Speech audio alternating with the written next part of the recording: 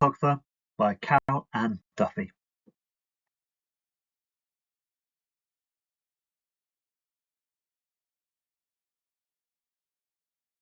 Carol Ann Duffy's War Photographer explores the emotional and moral impact of war on a photographer who documents conflict. Although not based on one specific person, Duffy was inspired by her friendship with a real war photographer, and the poem reflects the trauma he and other photojournalists experienced as they captured some of the harrowing images you can see on screen.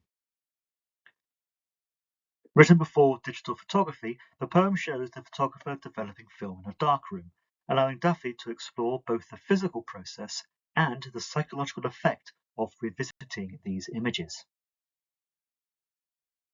The poem opens with the photographer finally alone in his darkroom, suggesting relief from chaos. The phrase "spools of suffering" set out in ordered rows uses alliteration to create a quiet tone, while ordered rows suggest control. However, this order contrasts with the suffering in the photos, hinting at his attempt to make sense of trauma. The image also resembles graves, suggesting death. Religious imagery follows, with the photographer being compared to a priest. This simile makes his work seem solemn and ritualistic. A priest honors the dead, just as the photographer preserves victims' suffering. The red light is an echo of a church sanctuary light, which symbolizes the presence of Christ, but it also symbolizes both the darkroom process and bloodshed, linking the photographer's work to violence. The list of war zones uses caesura to create a blunt tone. Each place represents real conflict, emphasizing the global nature of war. The biblical phrase "all flesh is grass" at the stanza's end highlights how human life is fragile and temporary. In stanza 2, Duffy explores the photographer's emotions. He justifies his role as a duty. However, there is a contrast between past and present. While his hands did not tremble then, they seem to now. Here there is the suggestion of delayed trauma, indicating how the emotional impact hits him later. In the second half of the stanza, there is another sharp contrast, this time between rural England and the horror of war zones, which is important since it highlights how everyday problems are minor compared to war. The third stanza marks a turning point. The image of a half-formed ghost in the photograph being processed suggests both the developing photo and the lingering presence of the dead.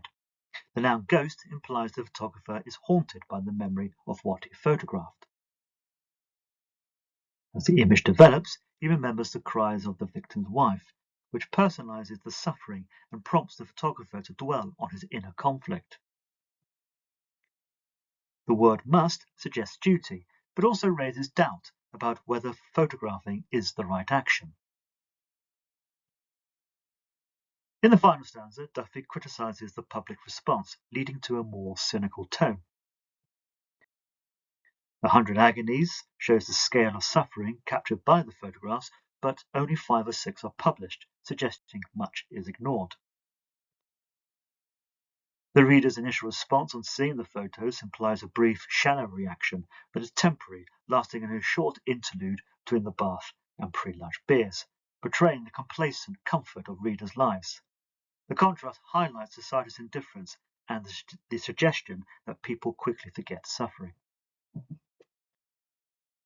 The poem ends with the photographer on a plane, where his emotional numbness is conveyed.